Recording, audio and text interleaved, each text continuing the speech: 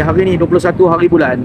Saat lagi malam hampa tengok si Mawas Beruk ni dia akan buat live. Dia bagi tahu dia akan buat live pukul 10 malam. Konspirasi Rohingya, tuan-tuan. Ini bangsat Mawas Beruk tak guna ni. Dia nak tuduh kerajaan hari ini konspirasi Rohingya. Sedangkan sekarang ini seluruh negara bercakap isu melibatkan etnik pelarian Rohingya. Daripada orang bawahan sampai kepada ahli akademik bercakap tentang bagaimana lambakan etnik ini perlu diselesaikan segera oleh kerajaan. Bagaimana etnik pelarian Rohingya ini boleh bebas bergerak di dalam negara.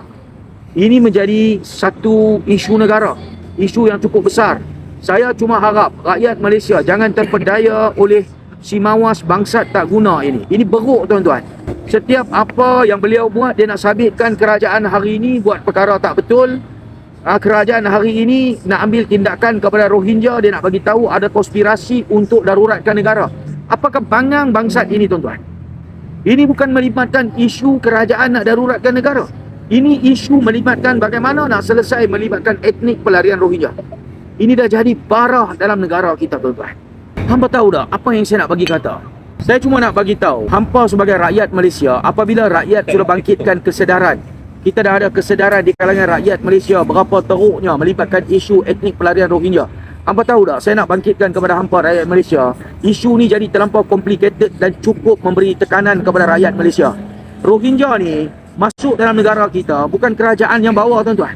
Rohingya ni masuk dalam negara kita menceroboh. Bila dia orang duduk dalam negara kita menceroboh, kita boleh kenakan tindakan kepada dia orang ni melibatkan akta immigration. Ini akta immigration, dia orang adalah pendatang haram. Hampa akhir-akhir ini hampa tengok apa yang Zafar Ahmad cakap, apa yang UNHCR cakap. Dia orang minta hak untuk Rohingya. Ini tak guna punya Zafar minta hak untuk Rohingya, minta kerajaan berikan peluang pekerjaan secara sah kepada etnik pelarian Rohingya. Bagaimana kerajaan kalau berikan peluang pekerjaan yang sah kepada etnik pelarian Rohingya, pekerja-pekerja warga asing, imigran, pekerja imigran warga asing yang diberikan kebenaran oleh kerajaan? Dia orang ni macam mana pula? Ini Rohingya masuk menceroboh, tak bayar apa pun. Selepas itu nak tuntut kepada kerajaan berikan kepada mereka peluang pekerjaan yang sah. Hampa bayangkanlah, hampa jangan ikut cakap tak guna bangsat Mawas Beruk ini, tuan-tuan. Ini Beruk ini adalah tahi ini. Bangsat ini cakap, tuan-tuan, adalah atas lisan ahli politik, atas lisan parti politik. Malam ni dia nak buat live pukul 10. Dia cerita apa? Konspirasi Rohingya. Apakah jadah bangsat konspirasi Rohingya ni?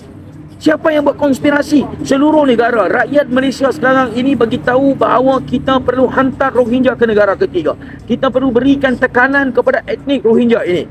UNHCR perlu mainkan peranan hantar Rohingya keluar. Cari negara-negara yang ada tanda tangani ratifikasi untuk terima pelarian. Tiba-tiba muncul bangsat ini.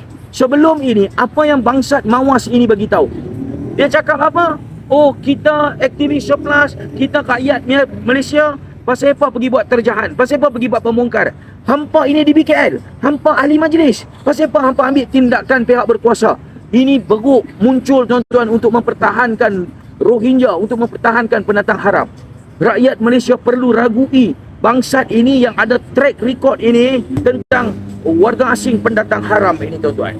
Ini konspirasi, saya tunjuk dekat abang. Abang tengok konspirasi. Apa dia nak cuba cakap, tuan-tuan? Saya harap rakyat Malaysia jangan terpedaya dengan bangang ni, tuan-tuan. Hidup merempat hanya makan dana politik saja.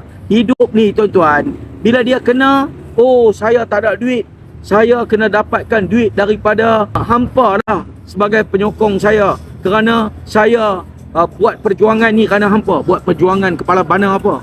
Kaki fitnah saja.